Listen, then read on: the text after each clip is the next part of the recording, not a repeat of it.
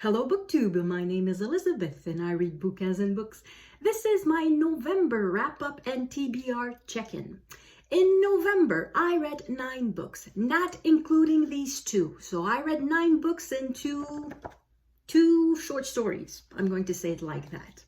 I won't talk about all of them in detail because I already did in my weekly reads. So if you're interested in some of the books I'm not really talking about, that I'm just mentioning without talking about them at length, you may want to check my weekly reads for the month of November. So at the beginning of November, I thought I would read all nonfiction. I didn't say it out loud explicitly, but somewhere at the back of my mind, I thought, okay, I'm going to try to do that and read just nonfiction for a month. And at some point it stopped working. I needed something light because I started the month with some rather heavy-duty reading on depressing subjects. So at some point I needed a little feel-good pick-me-up. And that feel-good pick-me-up was in An Irish Country Doctor by Patrick Taylor, which is a sort of, well, a historical novel, I guess, because it's set in the 1960s in Ireland. And it's in a village and it's just quirky characters and cute situations, and it's just total feel-good book. And then after that, I also read Manon Lescaut, which is an 18th century French classic.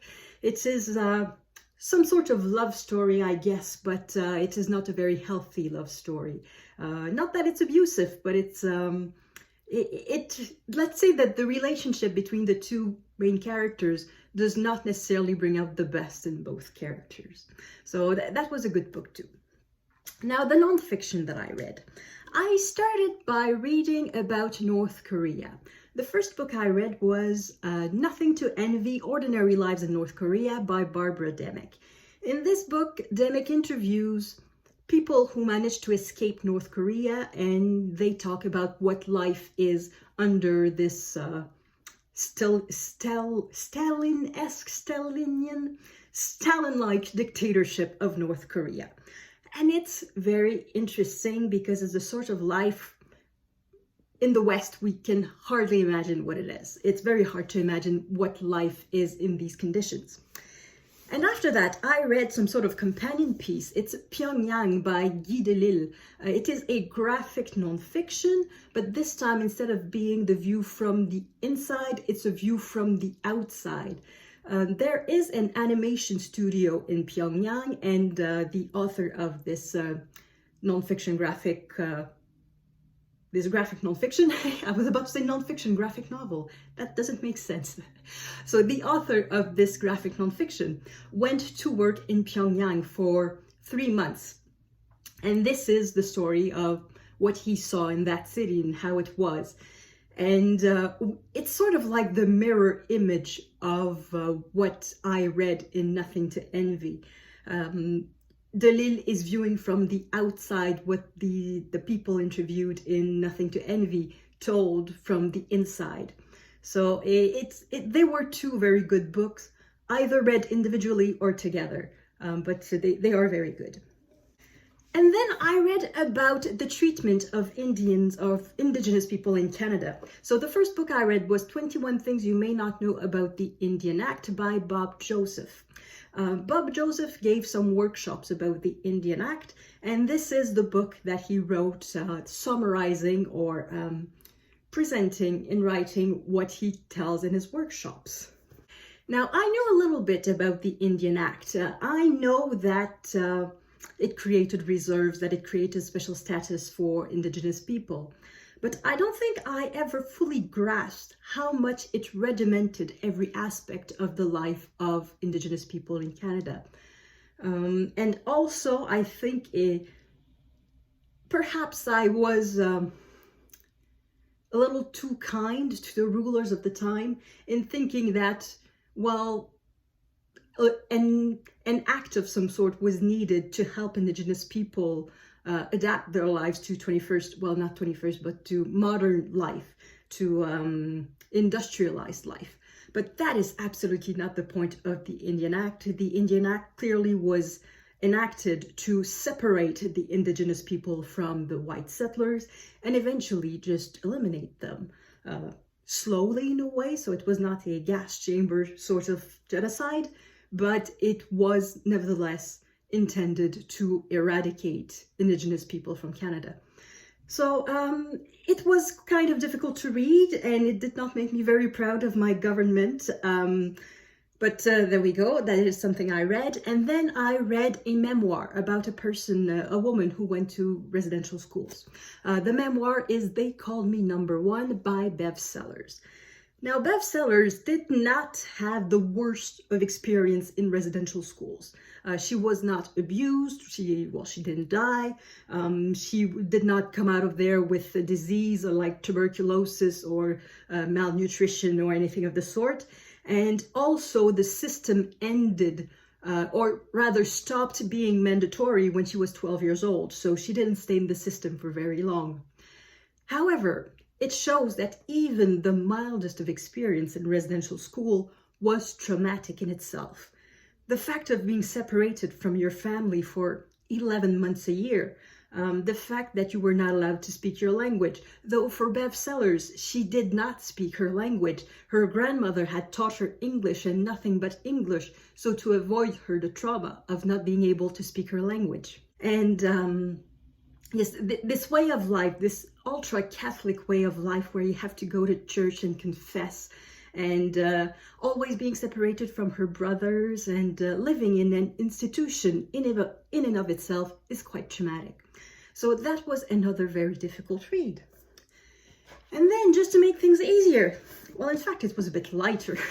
I read about a serial killer. This is the case of the murderous Dr. Cream by Dean Jobb. I'm not always attracted to true crime. It's not my favorite sort of nonfiction, but once in a while, I guess I like it. I find it a bit thrilling, titillating, I don't know what. Once in a while, I find it fascinating, I guess, to have a glimpse into evil. And also there was like 1,000 copies of it at the bookstore, and I guess the marketing worked. Yeah, I don't like being susceptible to marketing like that, but apparently, yeah, I'm the public for this type of things. So if you put enough copies of a book, I will find it interesting.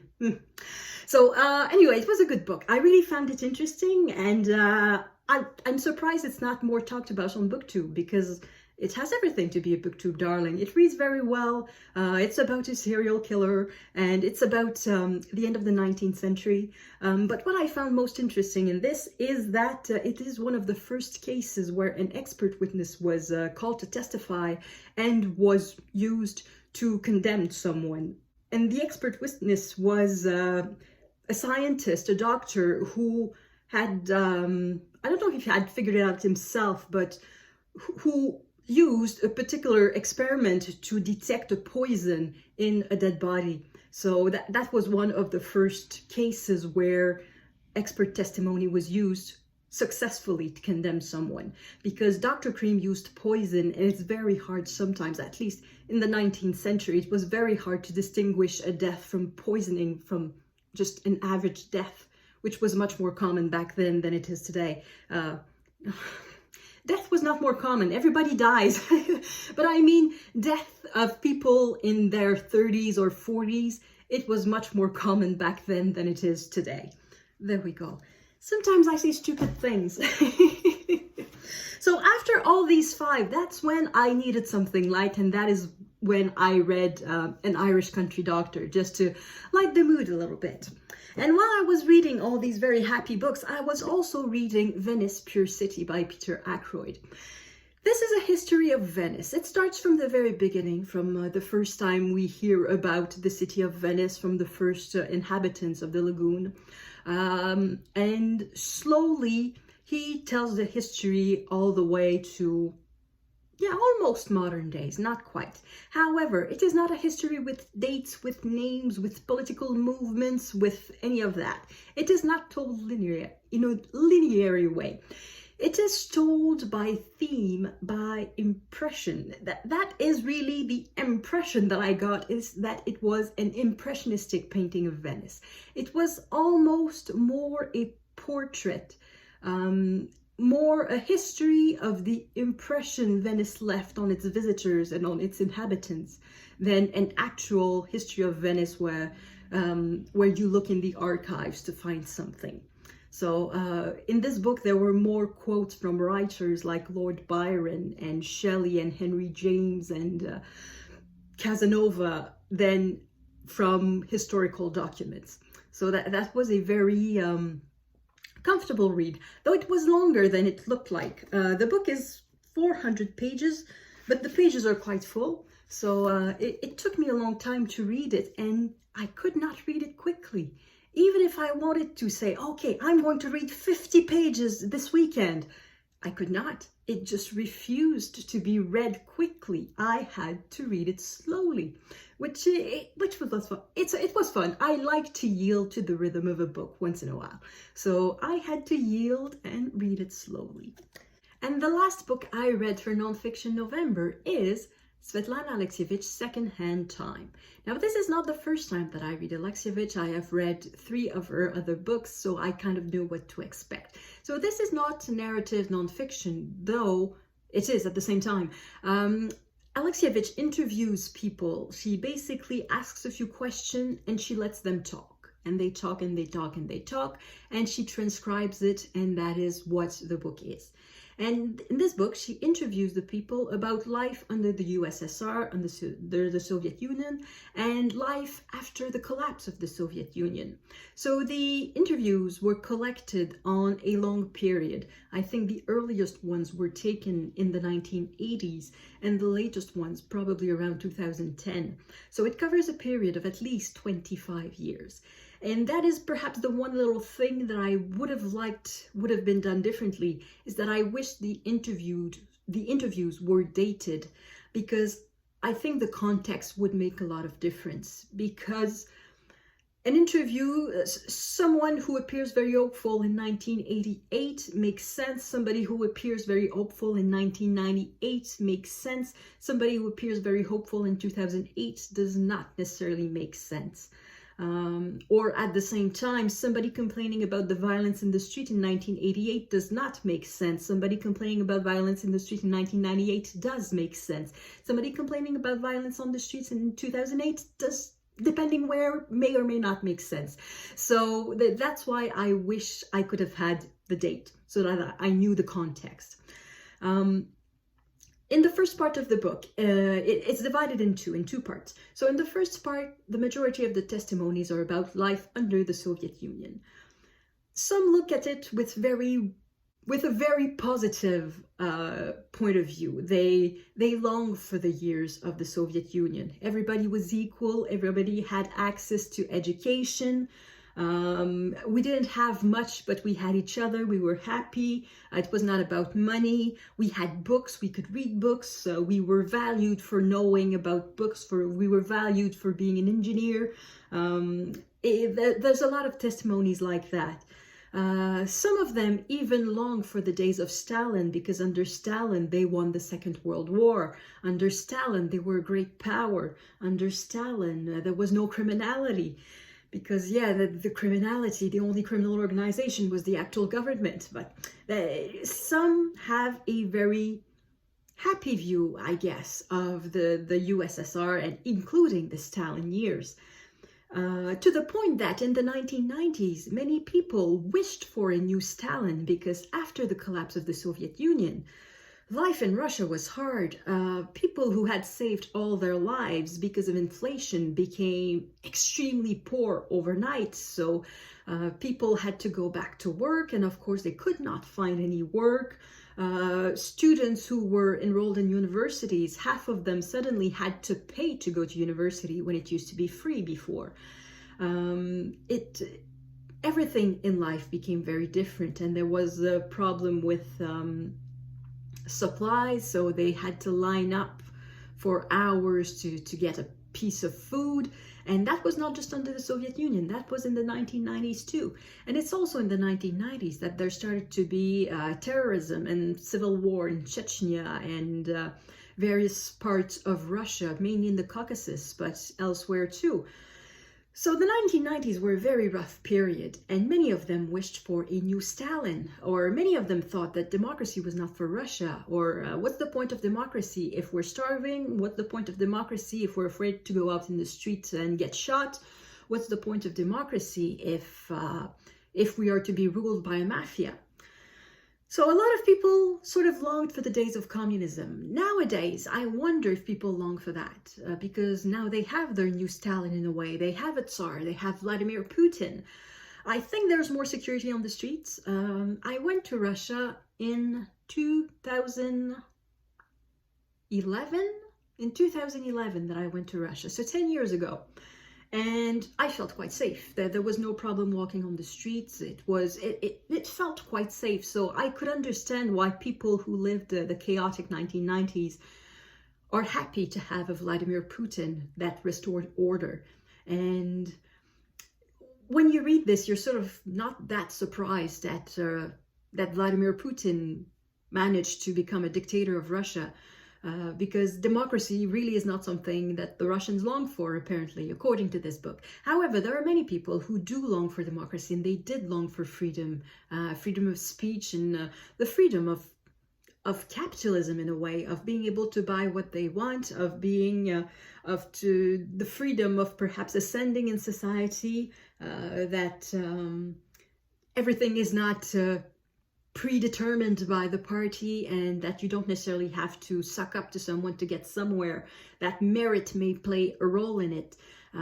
However, I don't think that merit is really the only factor that helps you succeed in a capitalized society, in a capitalist society. So yeah, it's a lot of interesting perspectives. They're fascinating, and it's the sort of book I really love. It's one of my favorite books. Hi, it's Elizabeth from A Few Minutes Later. I realized that I forgot to talk about something very important in Secondhand Time.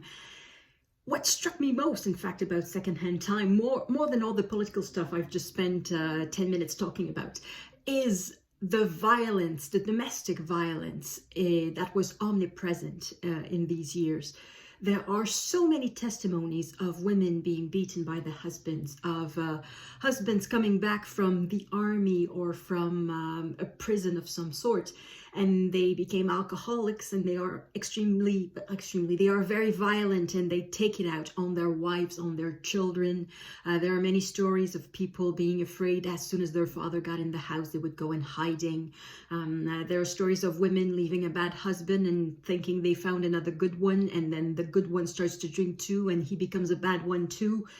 And this was probably the most striking feature, was the omnipresence of ordinary daily violence, not just the gangs, the street gangs outside in the 1990s, but just domestic violence and corruption, little corruptions of every sort, people stealing from you, and yeah, a lot of violence. It's a very hard book to read for that. It's not the picture it paints is not that of a happy society, either collectively or privately. There are a few happier testimonies. There are a few testimonies of people who are happy that they got where they got, that they are, who managed to have a happy marriage and to have a family that is happy, to have a good job and everything. So there are positive testimonies too.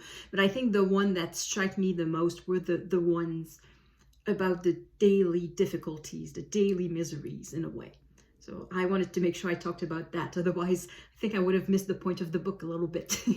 So if I want to sum up my nonfiction November, there were 4 prompts that Olive set. They were collection, industry style, and treatment.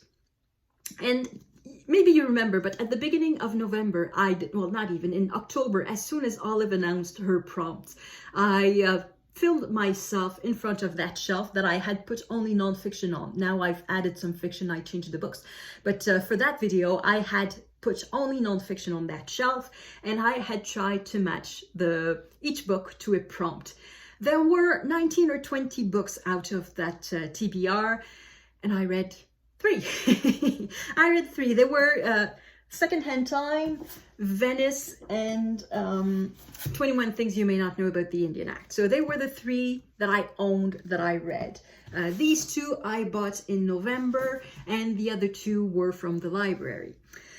And yeah, so only 3 books from my 19 or 20 books pile of possibilities were read, but it's okay, it's okay. And I matched all the prompts. So for collection, I can say that this is collection. It's a collection of testimonies from various people.